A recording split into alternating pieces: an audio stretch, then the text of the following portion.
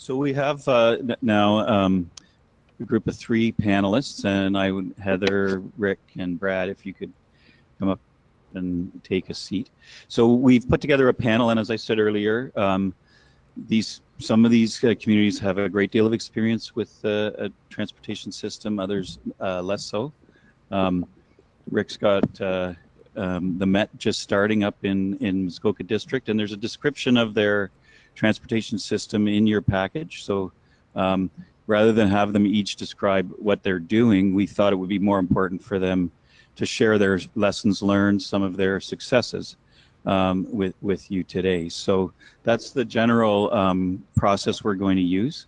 Is we're going to go with the 5 themes that we identified, and we're going to ask each panelist in turn, you know, what's been something you've learned around that subject, or some sort of success in your community that you'd like to share around that theme. And we're going to hold the questions to the end, mainly for the benefit of our webinar participants, so that if they've got questions for any or all of the panelists, we can deal with that at the end. So I'll just ask you to raise your hand when we start, just so people can identify. Rick Williams is a commissioner with the District of Muskoka, Commissioner of Social Services, I think, right, Rick?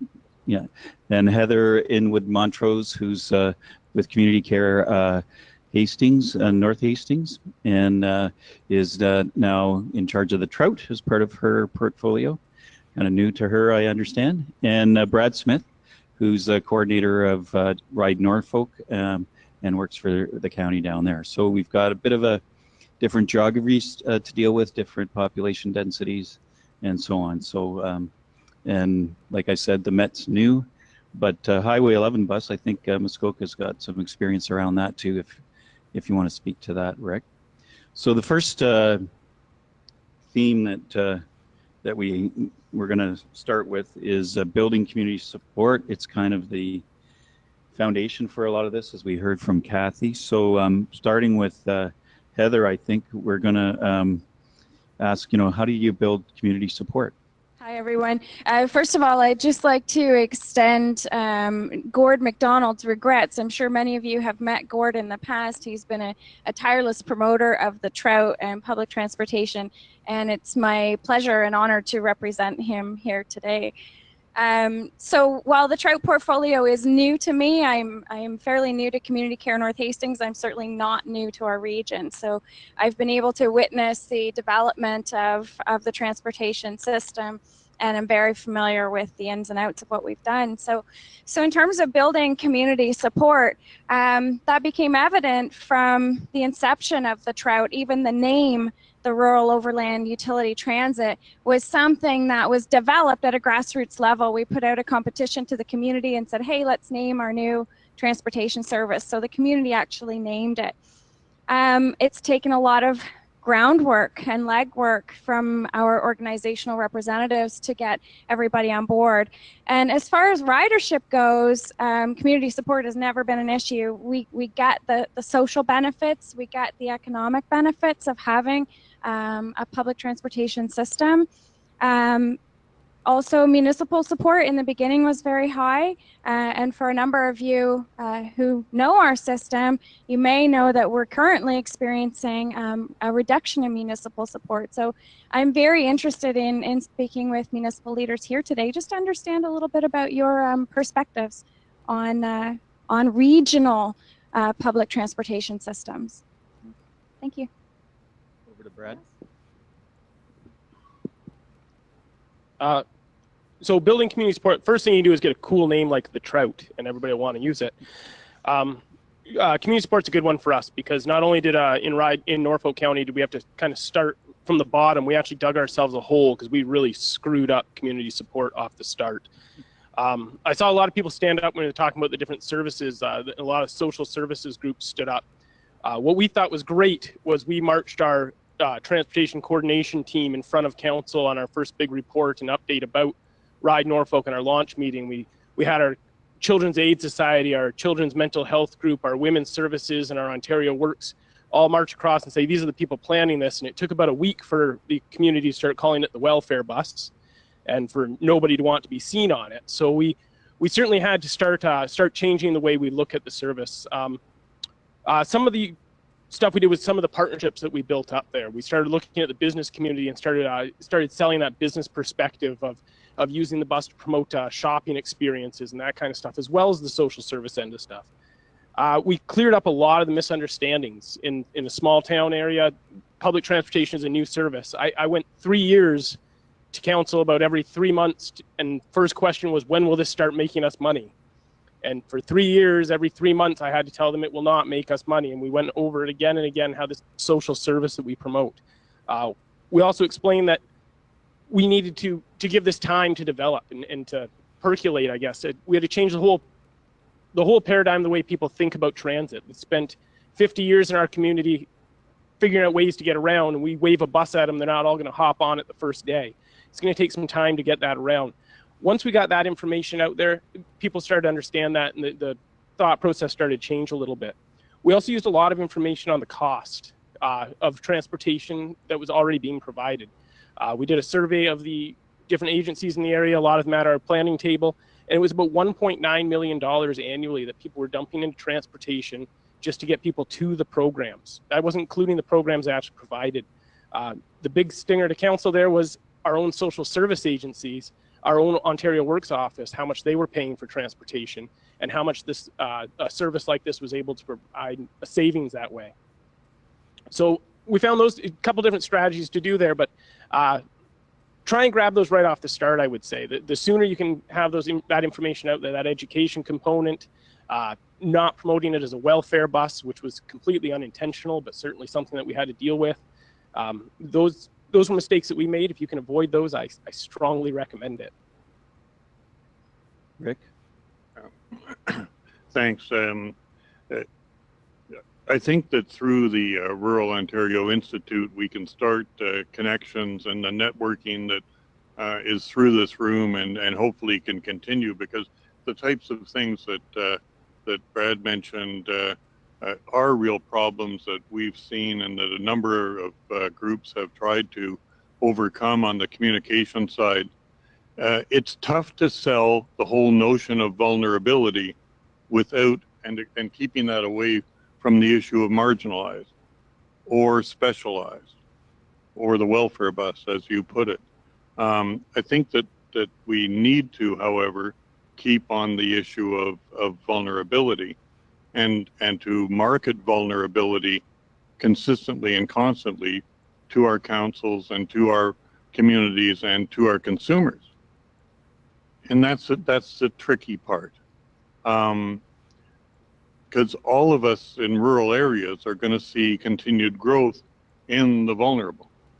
If one takes the inclusive numbers, not double counting between seniors, the disabled, and the poor, and then if you throw in youth and single parent families, that cumulatively for most of your communities, again, not double counting, is around 30 to 35% of the general population. And 10 years from now, that same grouping will be 40 to 45% of your general population. Inevitably, in rural Ontario, those are the numbers. The winners are going to be at 40 and the losers at 45. It really is that dramatic over the next period of time.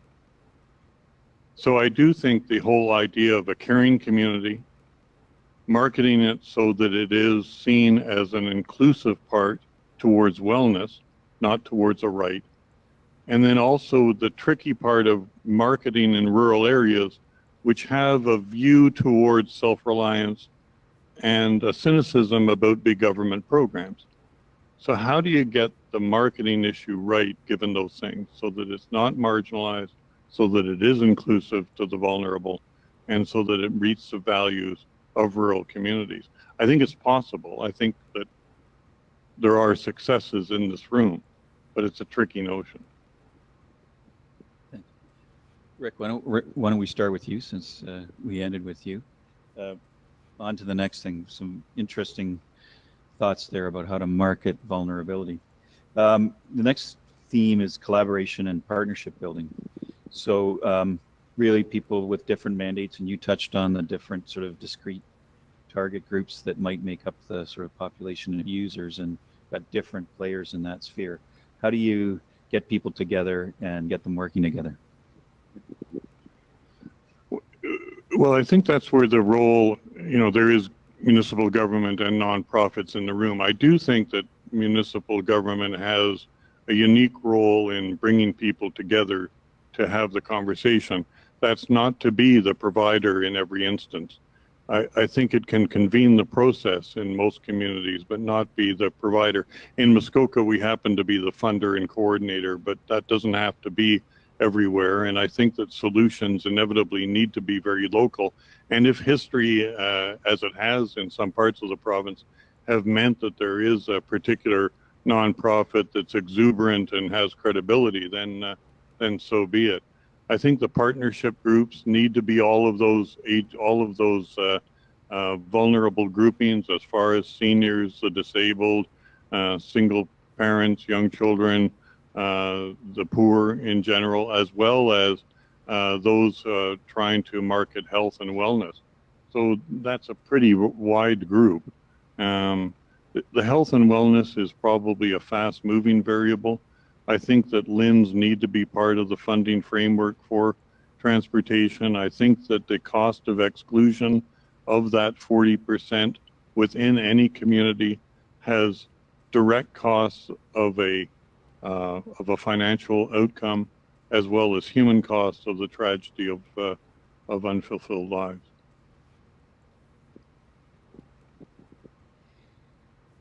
Collaboration and partnership. So the Trout is run by Community Care North Hastings, and we're a social service organization. So we offer programs and services to seniors and individuals with disabilities.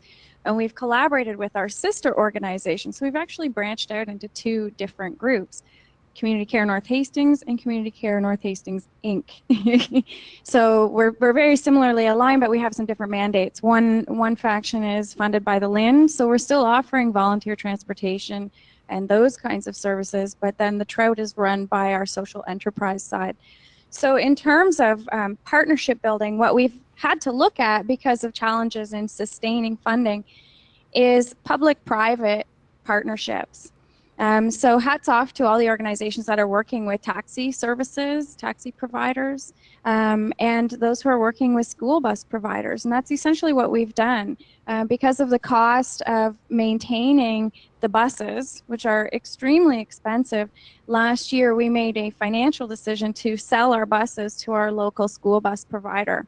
And that organization has been extremely helpful in keeping costs reasonable, so that we're able to rent the use of the buses to continue providing our transportation services.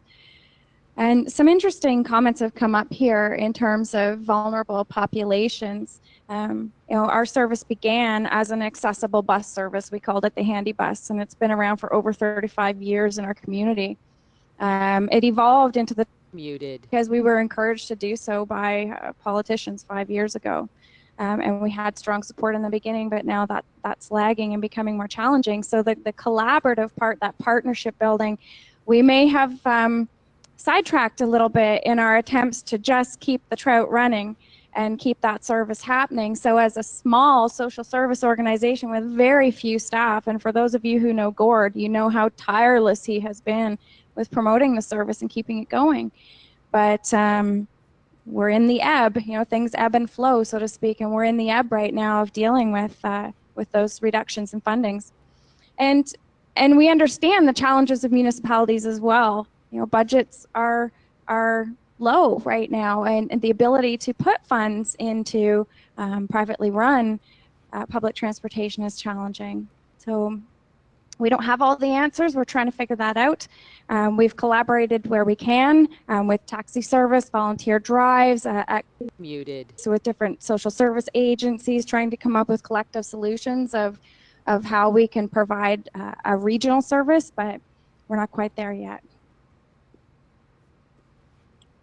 We've had some interesting stuff with our collaboration and partnership over the last 2 years. So I mentioned those groups that made up our original transportation coordination team, which are still sitting at the table. They still exist. We meet quarterly. We kind of plan the project and how to move forward with it. Last year, we actually partnered up with the Norfolk County Economic Development and Tourism Department in the county to work on a service that would promote tourism, really focus on that end of things. I have some of the schedules out there for last summer's South Coast Shuttle services, the blue schedule out there. And we ran that along our lake shore, along Lake Erie, from Port Dover out to Long Point. We stopped at different wineries, restaurants, bed and breakfast, all the tourist beaches, tourist attractions along that way. It was a huge success for us. It actually not only building that community support and kind of changing that mindset to who uses the bus, but also as revenue generation. We set up a sponsorship system where people would essentially buy their stop. So these wineries and businesses would sponsor, they'd receive passes and get a stop at their location. This year we're expanding that service into Simcoe, and again, so now we'll have 3 buses running, and we'll be able to continue to support that and bridge out into the business sector. Another thing that we did was we actually had a community forum at one time, and we realized that education component was missing in our community. So we held a community forum where we pulled in all the agencies that provide transit on any level, whether they were paying for it, for somebody else to provide it, whether they had vehicles themselves, whether they ran volunteer programs. We pulled everybody in, and also some businesses, anybody with an interest in it, counselors.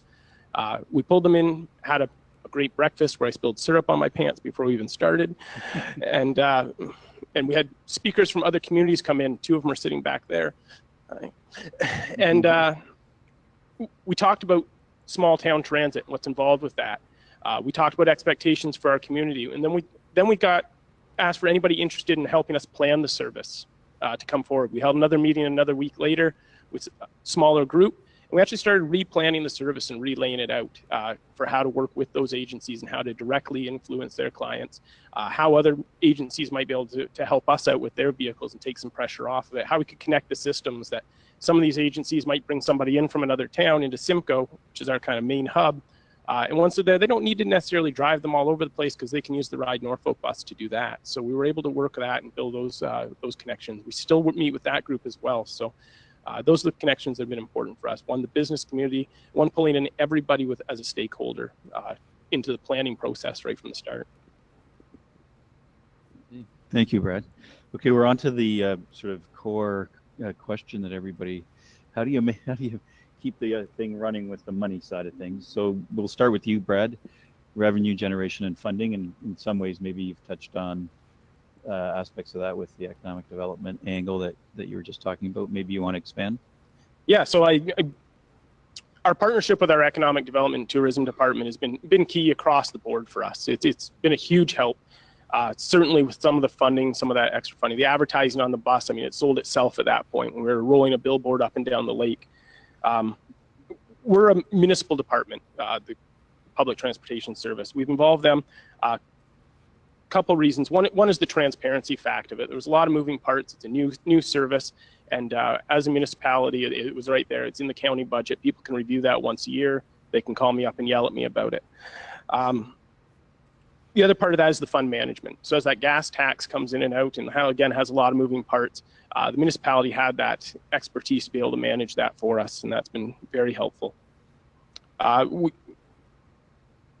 Really, and that's the way we've done things. A lot of the gas tax, our municipal tax levy, and some sponsorship from outside. For us, there's not a lot of other funding that we've been able to tap into at this point. We look at any opportunities we can get to. But we have found a way to stabilize that right now between those 3 sources of revenue for us to be able to maintain the service that we have. As we try and grow, that initially is going to have to come from the municipality. And we go back to number 1 there is building that support and making the case for that transit to them and why expanding the service is going to be beneficial.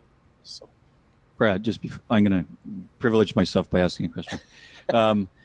What percentage of your revenue comes from the fare box? Somewhere between 15 and 20. 15 and 20. Okay. The fare box recovery. From the fare box. We come in from the fare box. We recover about 15 to 20% of our expenses. Okay, Heather. So this is where I get very exciting because while the gas tax revenue has been a source, Muted. it has not been a sustained source because of the challenges that we face with lack of municipal support. while we have one municipality that has supported us without question nonstop, and that's Highlands East. They've been phenomenal. Thank you, Lisa's area. She's grinning over here. Thank you, Highlands East. It's been challenging otherwise, and I don't want to dwell on that though, because we do understand the challenges that municipalities face. What's important to us is keeping the service going because we care about our ridership. And you know, when people are calling up saying, "Why did you cancel the trout? How am I going to get my groceries?" Well, that makes me not able to sleep at night. So I have to come up with other ways of revenue generating, and that's why Gord has brought me on board. So I love entrepreneurship and creative thinking, and so how we're looking at revenue generation and funding is tourism and economic development as well. We offer charter service, so the buses, due to an excess in availability, since they're not on the roads offering public transportation as frequently as they were in the beginning, we're able to do a few things. We can rent the buses for charter service. So for example, someone has a wedding, someone has an event, and they say, we need the bus for a few hours to bring our people to wherever. So we can offer them a quote for service for that, and that's one way we do things.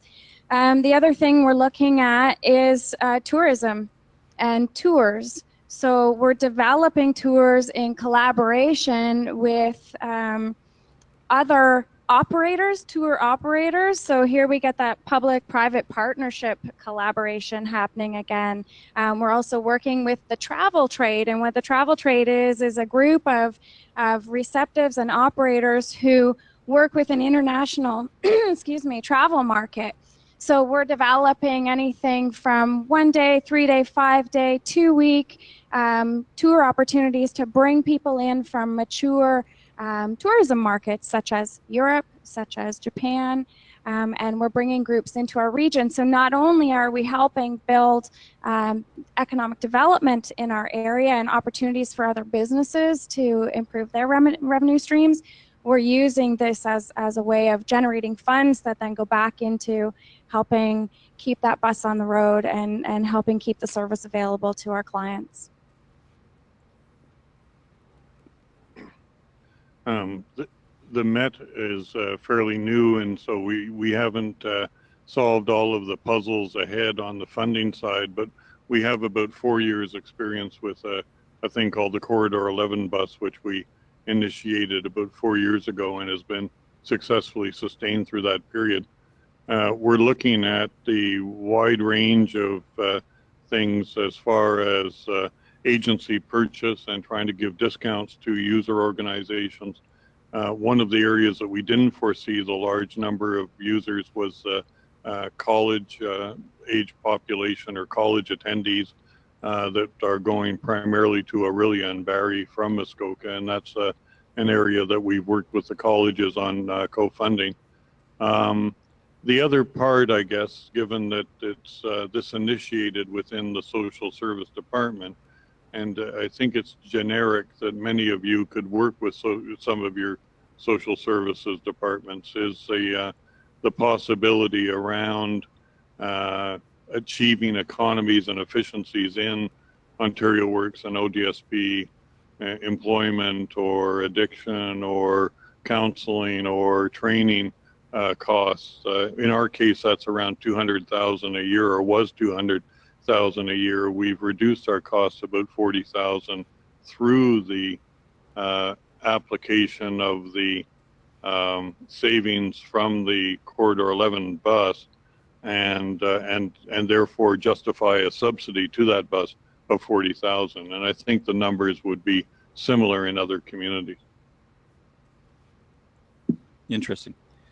Okay, so now we're on to marketing and promotion. And Rick, since you've got the mic, why don't we start there?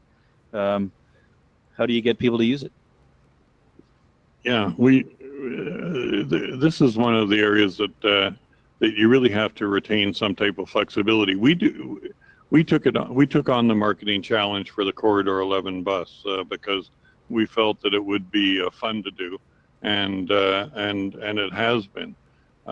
We began the marketing to that bus. So this is a bus that's now been in place 4 years and with minimum amounts of subsidy from the municipality. We began the marketing with the expectation that healthcare and health appointments would be a major part of the rationale for seeking public support, and also that users would be oftentimes healthcare appointments. We were completely wrong on that, and health is, even though I think the LHIN needs to be part of the solution, there is a residual sense of support for people who are in medical crisis from their friends and family to support them at least for a period of time in going to medical appointments. So where we ended up seeing the sustainability for this route was primarily in college attendance. And so in our initial thinking, our bus still stops at all the hospitals as well as all the colleges. But the user route group is about 80% college. So we've done, part of it is to go with the flow and recognize when your anticipated outcomes don't work. And so all of our advertising is now college dorm conversation or college conversations related to ordering pizza and figuring out when you're going to go on the Corridor 11 bus the next day and tying into the schedule and checking online. So we've gotten quite good at marketing towards that sliver. I think we do have to, we're missing out on the medical side, we're missing out on the senior side. We're going to have to find ways to engage that group, and we've got some focus groups helping us do that. But the marketing has been fun to do, and I guess the one thing is to recognize when you're not achieving your goal, and when the market is telling you, or consumers are telling you something different than what you expect. So 70% of our ridership is seniors and older women. And we don't seem to have any problem getting the information out to them, even just word of mouth, because we've been operating since 2010. The ridership is well aware of when we're available. Where we have had challenges is attracting a youth ridership. Public transportation is for everyone, and that's what we've been trying to get out there. But getting that message across in a culture of car culture, and I think it was the mayor that mentioned, when she turned 16, the first thing she did was went and got her driver's license, and that used to be the way it was in our area as well. Certainly that shifting, youth aren't feeling as compelled to get their license anymore, and as they move out of the out-migration from small towns and they're moving into cities, it really would be a benefit for them to understand or have at least an elementary level of experience with using public transportation.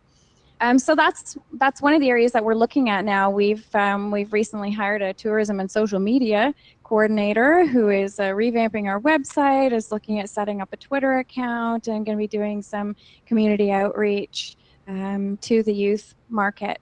And the other thing we're considering is trying to get that youth and elder collaboration, so partnering the demographic and see what we can't get going in terms of social programs to reduce social isolation for seniors, and trying to engage that youth activist mentality, support the trout, let's keep it going because it's important for the community and for the vulnerable people in our community.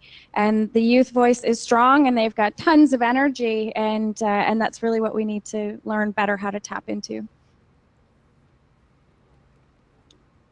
So marketing and promotion, I've made quite a few notes here. First one is it's expensive and difficult. You use the word fun for marketing. It was never fun for me. So we've tried a couple different strategies. Some have worked great, some less great. One of the things that we do is when we create our schedule and create our routes, we do the Canada Post mail out, so an unaddressed ad mail. Is there anybody from Canada Post here? Good, I can say what I want. We did have some issues there, so it was all very web-based, and it did work in the sense that everybody in Norfolk got a Ride Norfolk schedule in their mailbox, some people even two, as well as a whole bunch of people in Welland who live in Norfolk Street, and a whole bunch of people in another 2 counties over who live on Simcoe Street. And I got a lot of phone calls wondering why they were getting schedules. It was expensive to do. However, again, everybody in Norfolk County did get one. There were some glitches there, but I hope they fix their software.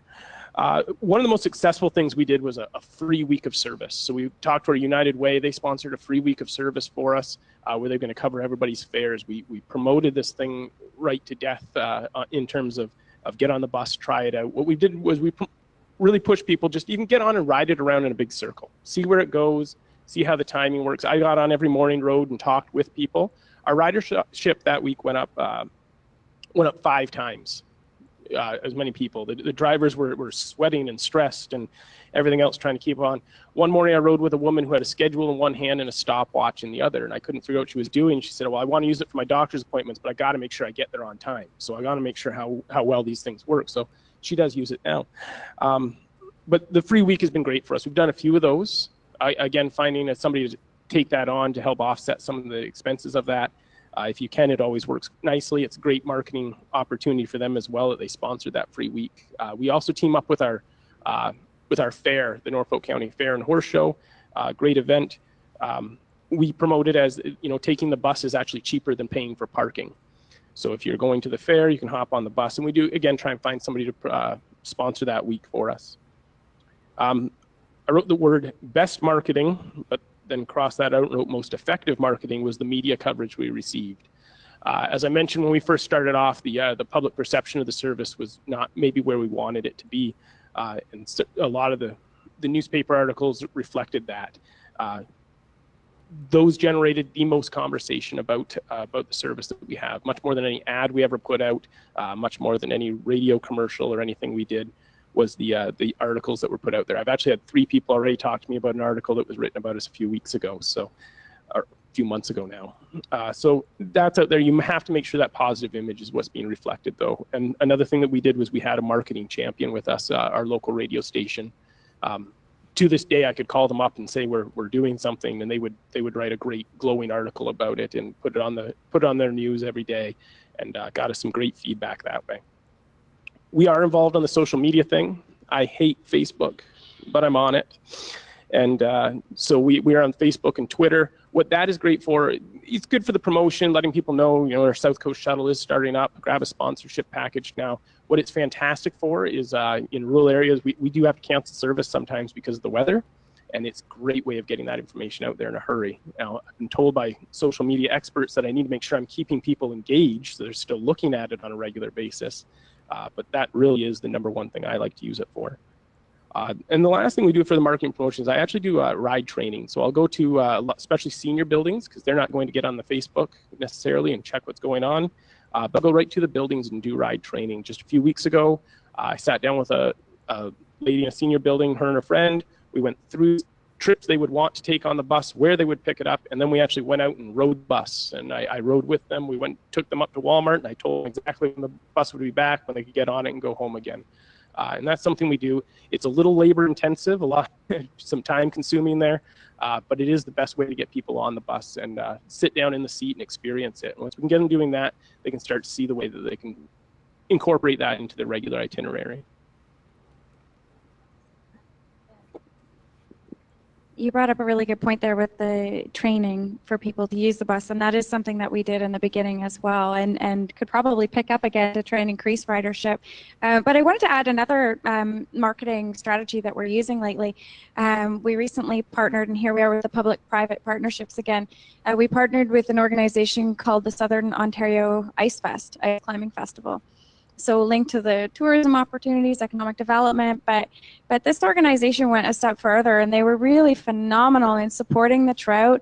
They included some fundraising efforts in their festival in our area to support trout, which was incredible. And they also sent a film crew. So it's something that we're starting to look at is getting some short video footage of our riders and why the trout is important to them. So the Southern Ontario Ice Fest sent this film crew from Toronto. They got on the bus. We offered free rides for the day to anyone using the bus and promoted that several weeks in advance so all our riders knew. We supported the film crew in making sure we had all our consents and use of information that the people shared.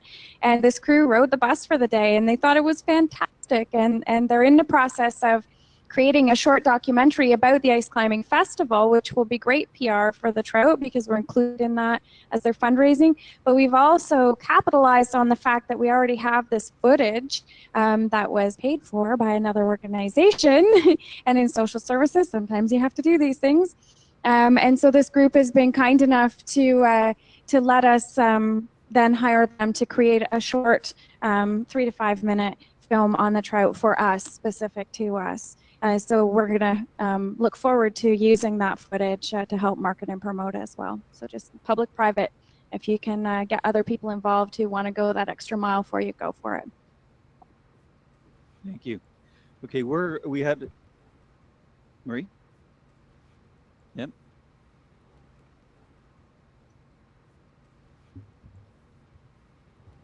Yeah, if this is on. Okay, so the question from the webinar participant, thank you for that, is how much is the fare in each participating organization here? So, since I have the mic, I guess I'll go first. Our in-town service is $2 a ride. And then we offer out-of-town service, so to bring people into the community, and that ride can often be around 20 minutes on the bus to get them into our town center, and that can vary between $12 and $16. We've established a rate for the Met, which is basically a link between out of town into town at $5 return for a person who would typically come in for a 3 or 4 hour session during the day to shop, visit with friends, attend a program through a seniors group or whatever. For the Corridor 11, it's basically a fairly it's a cost-based fee between the towns and runs to about $15 to $20 return. I will just add too, while this is going by, our ridership service is completely accessible. So all of our buses have lifts for wheelchair accessibility. Yeah, so for us, our in-town service, and that's primarily in Simcoe, but our rule is if you get off and on in the same town, it's an in-town ride. So primarily in Simcoe, though, is $2 a ride. If you're going between two towns, and again, most people are coming into Simcoe since it's our hub, it's $6 a ride for that. Under 16, they ride for $2. Under 5, they ride for free, no matter where they're going. And once they pay that in-town ride, that covers any extra transfers and anything else they want to do throughout the day. So we always say if you've had to pay more than $12 for a day on the bus, we made a mistake somewhere. We'll figure that out. So. Okay, are there other questions either from webinar participants or here in the room? Keith? Keith, can you come and use the mic just? No. Well, I mean, it is good, but for the purposes of recording this, we need to have you at a mic. County and from the Ontario Municipal Social Services Association as well. 2 questions, one for Rick. Rick, good to see you. And one for Brad. Brad, you had talked a little bit about the private sector purchasing the stops. If you could talk a little bit more about that, that would be awesome. And my second question is for Rick. Rick, I understand, and I think a lot of folks in the room understand that creating palatability or the buy-in for the general public and for providers is not the same as creating that level of palatability for our counselors, our local counselors, to buy into the process. If you could talk a little bit more about the difference between buying in from the public and then buying in from our local politicians, that'd be fantastic. Thanks very much. Thanks. Yeah, we don't call it buying the stops. I know I said that, but we call it a sponsorship package. And with your sponsorship package, you receive a stop at your location. You receive a handful of passes. It's not an actual handful. We have a set amount. We do advertising on board the bus as well as on the outside of the bus as well for any sponsoring businesses. We do a lot of promotion of our South Coast Shuttle throughout the summer, and all those businesses are getting a lot of visibility that way. So, yeah, stop certainly comes as part of the sponsorship package, and then, but also there's stuff like the passes as well, and they can use those passes to promote stuff. So a lot of the wineries, you know, if you came in on the bus, they would give you your pass back, or some of the the bed and breakfast. A lot of them would just hand out passes to anybody staying at the bed and breakfast. Go ahead and take the bus today, and that type of thing. Some of them even used it as a free day. So anybody who came in that day, they just covered the ride for the day with their passes. So they were creative, left them kind of marketing how they wanted to use them up to them. But like I said, an entire package, not just the stop.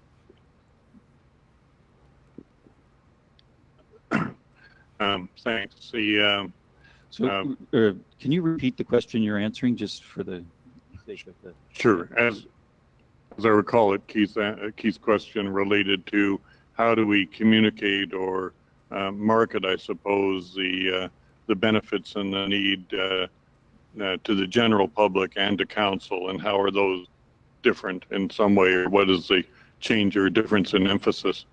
And really we do quite differently. I guess we try to counsel. There is that level on which this exists that's quite aggregate. What's the trend line? How many users over the course of the year? What's the trend line on users, which for us, for the Corridor 11 has been up, and in the early stages from the Met is also up. There's a side issue on the Met part, because we doubled in each of the first 2 months, and of course, given geometric progression, if you continue to double every month, we'll actually Muted on the Transit Commission in March of 2018. But so we're looking forward to that date. There'll be a celebration. The how we market to council also includes the endorsement of agencies, so so that they can see the political support, the tangible political support to representative organizations. Seniors are well organized, increasingly so. Child welfare has a constituency group, and poverty does as well for our community, as well as the disabled. So we try to get all of those groups talking about the benefits of utilization and inclusion in society. And then we also do profiles that are very good towards council and towards the public. The problem we found, and this is the devilish thing, is that we've got really good, I think, at storytelling and creating great charts and graphs and projecting when we'll overtake the TTC and so on, is that in rural communities, the fragmentation of media is really, really difficult to continue to track, and is getting worse and worse. You don't have, like, radio stations seem to be more split and fractured. The remnants of print media in rural areas tends to be down to the free wrapper of the ads, the weekly community news, and poor readership of that, or at least poor recognition of readership.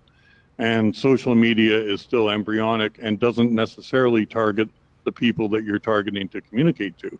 So we're in this transitional zone, and I think that one is going to be solving how we communicate, rather than the message itself, is going to be a major area for this, and I think for selling the transportation side. Muted. Can you say where you're from and what your Bruce Gray, Council on Aging. Did you ever experiment with a monthly pass and consider that increasing ridership, if you gave someone a monthly pass, that they would experiment more? Would you consider doing that? Was that question directed at any one person or the whole panel? Okay. Yeah, we do offer passes for rides, not necessarily for a period of time, but for rides, and that certainly has proved useful. Yeah, something we do, and we gave them out as promotional to get things going as well, but we found it a more cost-effective way for our ridership. Oh, okay. Yeah, so ours are 20 rides for $55, and that's for the out-of-town service. So in town, it's less expensive. It's $35 for 20 rides. Yeah, for us, we did look at monthly passes, and I mentioned we got a lot of the social service agencies in together, and that was one of the things they really wanted to see was some type of monthly pass. Where we struggled on that was not all service is created equally in our area. Simcoe receives service every day. Some of the towns only receive service 1 or 2 days a week. So to create a monthly pass there, the value changes. So what we've done instead is we created a multi-ride pass where you can buy that it's $30 worth of rides for $25. It's the size of a business card with little punch boxes, $2 punch boxes. People can use that. The driver just punches it as they use it until all the boxes are used up. Agencies have loved it because they're interchangeable between people. So I know Women's Services just leaves one sitting on their front desk and the people can come and grab it and put it back when they're done. You can use it for in-town rides or out-of-town rides. So it's all interchangeable that way. It's probably our most used form of payment on the bus. Rick, just in the interest of time, I'm going to go out to the webinar where there's another question because we're running out of time. So Sure. you two can connect maybe over lunch just to get Rick's answer to your monthly pass question. Marie. Sure. The question comes from Diane Milan, and it's for Brad. He mentioned that the fares covered 15 to 20% of costs. How does the rest break down? How much does sponsorship bring in as a percentage of the overall cost? Okay, so the question, as I understood it, it was that if the fare box covers 15 to 20%, how much does sponsorship cover currently, and maybe some of the other, gas tax sources? Maybe you've got a pie chart in your head. Yeah. I should have brought some other sheets up here with me instead of my one. Trying to think off the top of my head here. The sponsorship covers about probably a little bit less than 10% for the advertising and all that. The ridership covers about, as I mentioned, 15 to 20%. That's going to move throughout the years. Increasing those, so that's always encouraging. The rest breaks down to municipal and gas tax, and that's also a kind of a moving target for us. It's still a new system. We're kind of stabilizing how much gas tax we're receiving versus how much municipal tax levy we're putting in. So it shifts and moves there a little bit. And to give you exact percentages, I don't have that off the top of my head. My email is bsmith@ridenorfolk.ca. Just shoot me off an email, and I'll get that information for you. Okay, I'm going to have to end the questions now just because we're approaching midday. And I just wanted to say that, first of all, thank you very much to you and your organizations for being willing to be up front and take the time to be here today. I have a thank you letter for each of you, but what we're also doing is we're donating to Georgina Technical Training Institute, a donation in your names for all our speakers, so they can turn that money back into mobility for their clientele. So that's a thank you to you and to you today.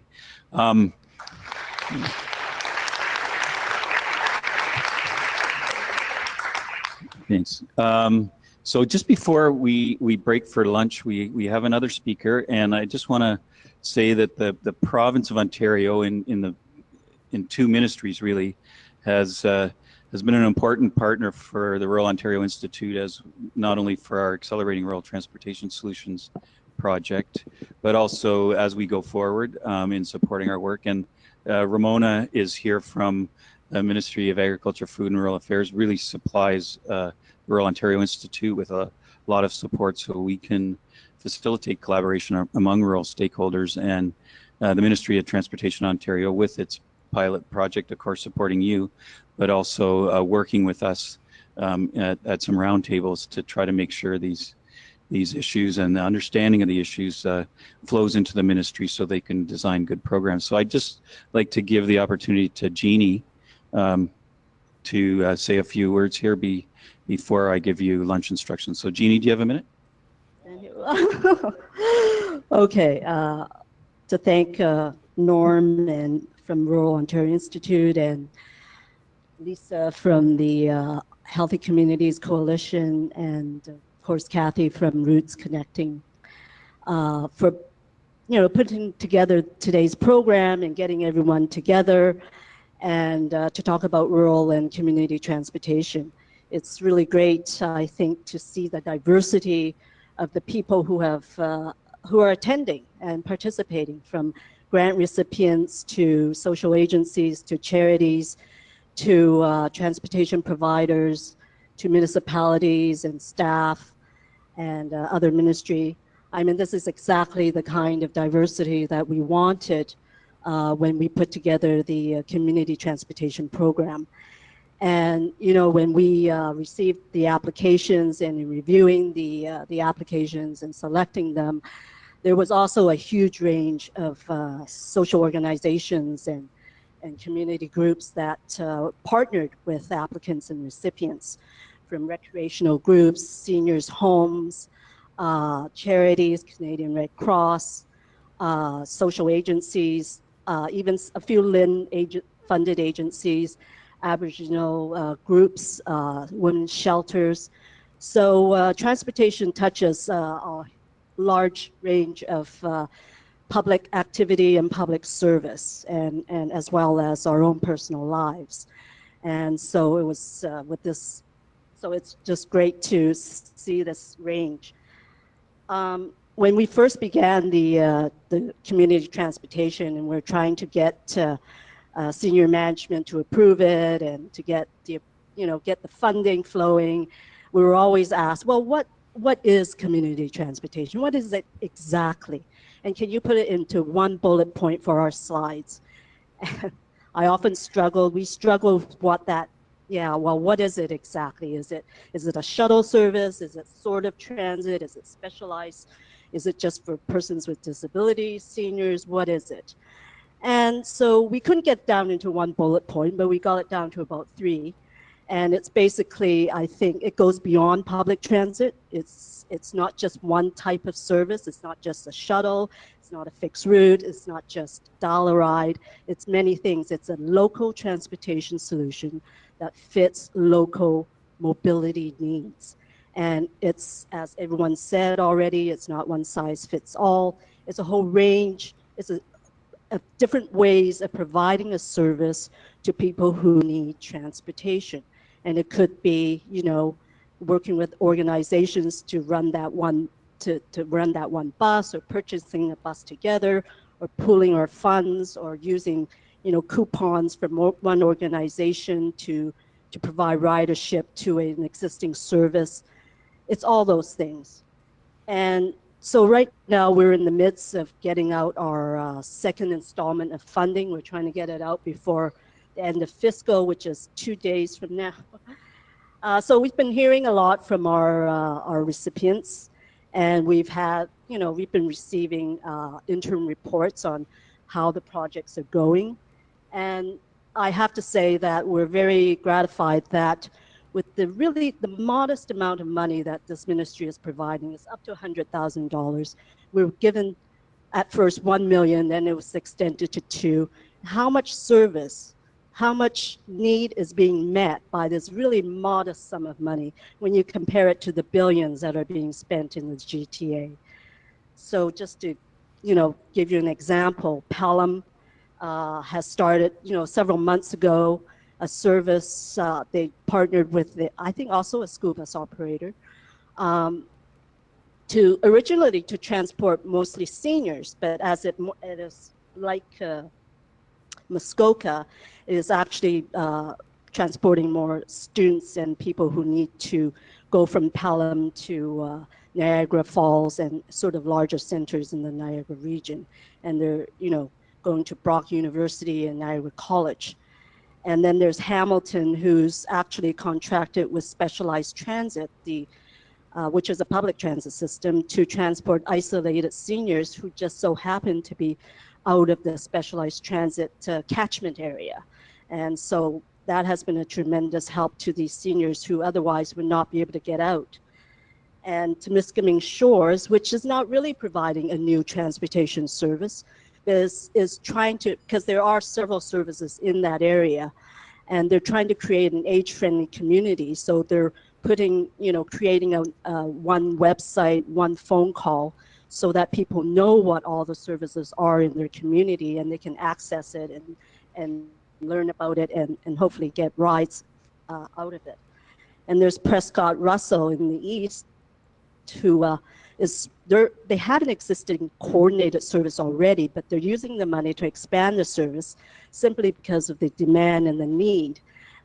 They're using their money to serve high needs patients who were using ambulance service to go to doctor's appointments or to go home from the hospital. And of course, as you know, anyone who works in the public service knows, emergency services is a hugely expensive way to transport people. You're taking away an ambulance out of service, and and the paramedics along with it. So they're using that money to expand their existing service to transport these high needs patients. And Terrace Bay is doing a shuttle service from Terrace Bay to Thunder Bay for medical services. And York Region is very interesting because it's using York Region Transit. Oh, excuse me. Or using a dollar ride with chats, I believe, and transporting people who are just out of range of the bus stop, and so you call and you can get a ride to a local bus stop and connect with YRT. And so those are just a few examples.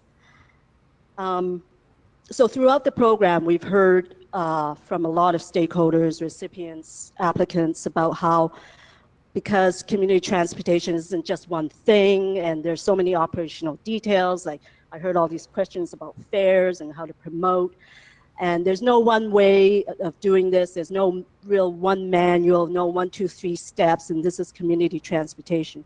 It's really a range of different ways of doing things.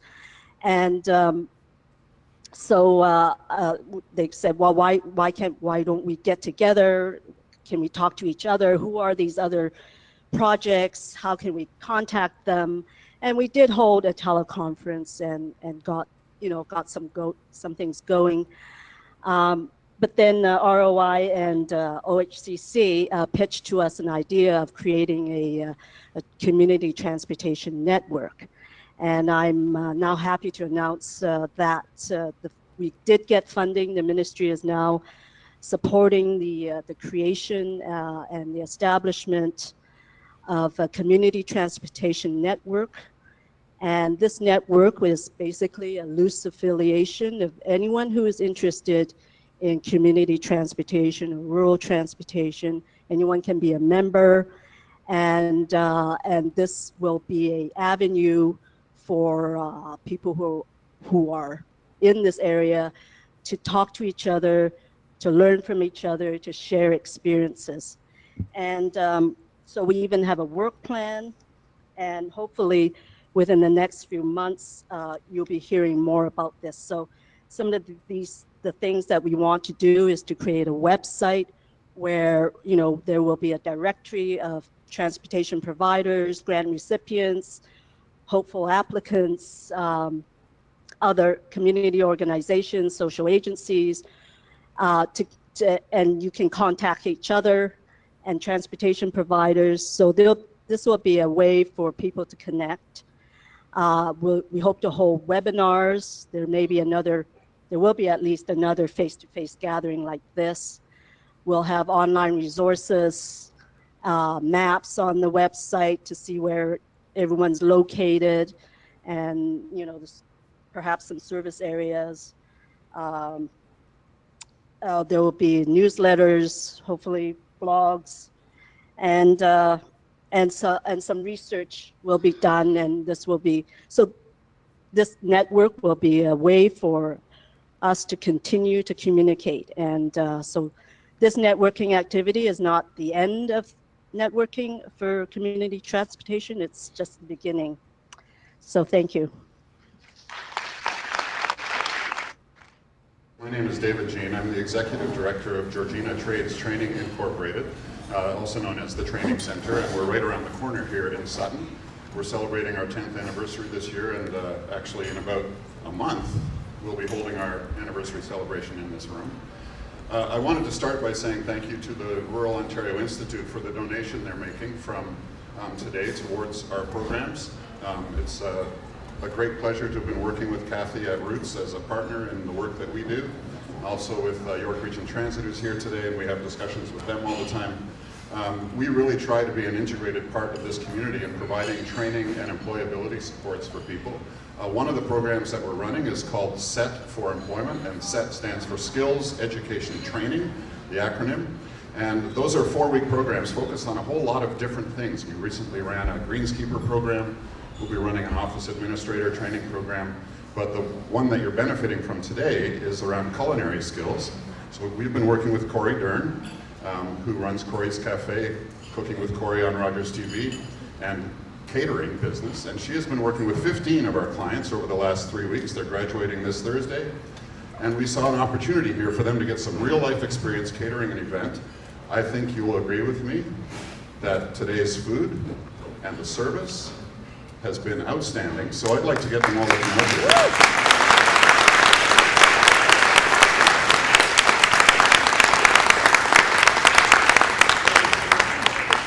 Or maybe not, you can see them all there and you just clap. So I didn't set that up very well, but thank you very much. All 15 of our students, you did a marvelous job. I won't even call you students, you're our clients. Students gives the impression that they're all young people, and there's the range out there from, I think our youngest is 22, all the way up to 50 something, or older. But they're all looking for employment in the culinary industry, and Corey and others have been giving them the training and the certifications to do that. That's what we do at GTTI. We have a truck driver training program. We have a pre-apprenticeship in automotive service right now. We really are looking to provide those kind of services, and the buses that you've heard mentioned and transportation is a vital part of what we do in order to help people overcome that barrier to get to the training, to take our clients to community colleges, to our truck driving training center in Oshawa. It's been a really great boon to be here today and hear all of these ideas, and I would love to share with you more. So on behalf of GTTI, thanks for being here and using our kitchen for this big event and using our trainees to help serve you.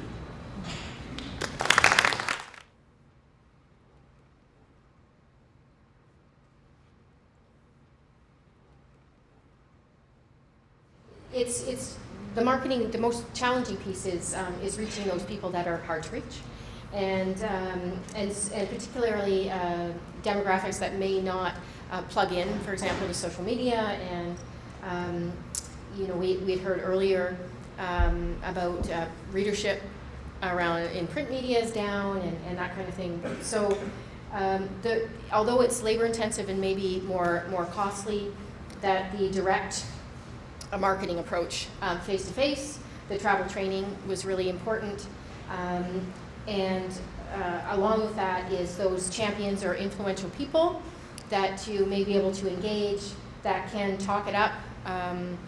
Because within that demographic, again, it may be more word of mouth and more trust relationships that you're dealing with, and so those champions or those influential people that can help you get that message out about the service that you offer. But really, that direct approach sounds like it may be a way to reach those folks. Really, that's kind of a common theme was sustainability was huge, and how we continue to fund these things and where the funding comes from. A lot of conflicting priorities within municipalities and nonprofits in terms of how the money should be allocated, and so transportation isn't necessarily always something that's coming up. So that was something that we talked a lot about. Opportunities and solutions, of course, it's about the collaboration, and it's about applying for joint funding, looking at partners you didn't consider before, like through the lens and health agencies. Maybe you can have some opportunities there. Economic development, we've talked about other things. So just trying to look at different ways of actually finding the funds and the money to create these programs going forward and to make them sustainable. A lot of interesting different things that were already going on that we were able to sort of share some of those ideas, but really the key was how do we make it sustainable and how do we create it to be something that's a priority as opposed to a nice to have or something we want to see, but is actually a priority for our municipalities and our communities. So those are sort of our key themes. Just from a personal perspective, in the discussion around our table is really, I thought, the reality check and the example from Grey County about how long collaboration takes. So they worked on a consultant study, feasibility study around some collaboration a year and a half ago or so, and starting on a collaboration between two agencies. I think that sometimes we pick up this, download this report from the Royal Ontario Institute on 5 steps or 6 steps to collaboration, and boom, we should have that done tomorrow. But it just, there's a length of time that it takes to put the logistics in place, build trusting relationships and work through it, and we need to step back and say, what's a realistic time frame that this is going to happen. The other thing that came up around collaboration was challenges from collaboration from external sources. Quite often, funding comes from so many different sources, and in the big picture, it's really trying to solve a common need, but LINs have their mandates, and Ontario West has their mandates, and that external pressures are often obstacles to collaboration, so that's another recurring issue, and I don't think we can have a solution to that. And then we wandered a little bit into the marketing thing, and I just want to throw this out. I don't know if this is going to work or not, but I'm working on a proposal to have a group of marketing students from a college do a transportation needs market demand study. They normally do small business studies. They don't normally do studies around public services and social services and things for public interest rather than for specific small business. And so we're going to try a trial run market research student project in Lanark County in probably May and June.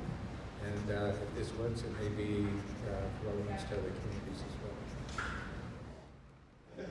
Now, I thought it was important for me to share what my group has shared in regards to collaboration and partnership, because we discovered very early in our conversation that advocacy is not the same as building collaborative partnerships. There's a line in between that we really need to recognize, because you can teeter yourself over to the wrong side or collaborate and partner effectively where you're going into a realm where you want to spend some time. We also realized that there's two levels of, or two areas of partnership we really have to focus on, one being at the municipal champion council level, and one being with their stakeholders. And I think this group talked about collaborating with stakeholders and what some of those challenges are. But collaborating from a municipal perspective with your local councillors is a whole different ball of wax. And I kind of asked that question this morning, but my group did a really good job of convincing me that they're very, very, very much very different realms of thought. What we recognize, though, is working with your local councils is extremely important, because they need to champion the idea. A lot of times that's where the funding comes from, and effectively working with them and not guilting them into wanting to participate is very important. So we talked about some innovative ways of going about doing that. I'll use the term innovative because I'm sure my group had other words for that. We also looked at the importance of collaborating honestly and negotiating the negotiables. It's important for us to talk about what agencies can do as opposed to what they can't do, considering some of the mandates they have or criteria they have connected to the current funding that they're getting from different municipal governments, or different provincial and or municipal government. Of course, what we're talking about is program creep. When we're talking about collaborating, for the most part, we want agencies on board that can support the transportation initiatives, but they're brave enough to go outside of the funding models that they're currently under to partner to take part in some of those responsibilities. So, in a nutshell, you have to be innovative in how you collaborate, as opposed to being an advocate and hoping that things fall into place. Yes, I have the wonderful, wonderful, great fortune of being able to introduce two wonderful women. We're going to start with Julia Monroe, our Member of Provincial Parliament for York Simcoe. And I would like to say, if you don't mind, Julia, as I'd mentioned to our table earlier when you sat down, we all know how very, very busy you must be, or well, you are, and you always make time. And I sent an email to Julia, and I'm not going to lie, I was late sending it. And you found time for us, and you served us so wonderfully for so many years, and your genuine concern for York Simcoe shines through all the time, and thank you so much. I'd like to Well, thank you very much for that warm introduction, Kathy. And certainly she is right about the fact that I've always regarded it as important to understand what's happening on the ground in the community as it is in the rarefied atmosphere of the Pink Palace, as we sometimes refer to it. But there are a couple of comments that I just want to make to you. One of them is that I recall when I was first elected, I was actually on a committee that went around the province that looked at rural economic development. And that was in the mid-90s. And I think there's a certain echo in the room when I listen to you and hear some of the challenges. But we do have some changes that have been made and some recognition. So that I think that a group such as this is a demonstration of the commitment that people have in communities across the province to make it better for their community members. I have a couple of comments and a question. I want to know if Bradford Bus is here. Is anybody from Bradford, West Gwillimbury? Well, if you want to know a little bit more about the dialing up for your bus in the morning, those guys are doing it. They're able to, you're able to phone, the bus picks you up, and it includes then making sure your time muted on time for the GO train. That to me is what real bus service should be about. That the timing of the routes has all been taken into account to be able to serve the community members. So that could mean for a family the difference between needing one car or two. So I think you, if you, I haven't told them I'm telling you about them, but if you were interested, I think it's a model that might bear some interest. The other thing that I wanted to just say, and I please forgive me at coming in late and then saying, here's how I think you should do it, when you already figured it out a long time ago. But one thing that strikes me that creates an obstacle for you is looking at where you should start in terms of what part of the community will be the most effective in kickstarting the whole process. That it will give a sense of vision and hope to the other people who need to be able to fit themselves into a transportation plan. And I suggest that you might look at, you were talking when I came in about the use of, or the connections to be made with colleges and universities that may be in your community. Well, I suggest to you that you could probably work out an economic benefit of your users. And if you were able to do that, you would then be able to build on that pyramid of the users. Who's your target audience to start with? Who's going to want the bus at a certain time? Or who's going to want the routing to be done? And be able then to look at that hierarchy, to be able to look at your municipal and regional and provincial funders and say, this contributes to our economy because this is where we started our planning. And I think that if that were possible, a hierarchy would develop because everybody wants in. And that's really what the end of the day, your goal is. Make sure everybody wants to be able to benefit from the service you want to provide. So I wish you luck. I wish you good feedback from others and to be able to continue on in this really very important community undertaking. Sorry. I think it's really a valuable part to a community. It gives it such a network, such a sense of unity. We can go on about all the benefits. What you want to be able to do is get on with a plan, and I'm sure you will. Thank you.